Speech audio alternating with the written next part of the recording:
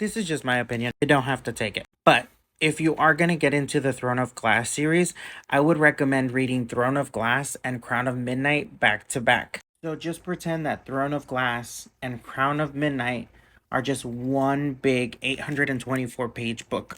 When I got to the end of Throne of Glass, I was like, this is okay. This isn't bad, but I want more. And yes, the first book of a series should leave you wanting more, but it felt like it wasn't complete.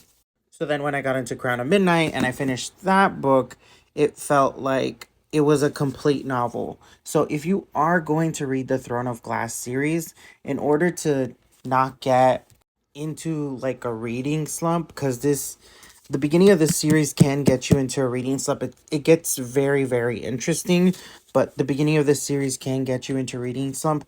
So I recommend, if you are planning on reading the Throne of Glass series, just read these two back to back, and it will save you so much time from like putting the books down and picking them back up and putting them down and picking them back up.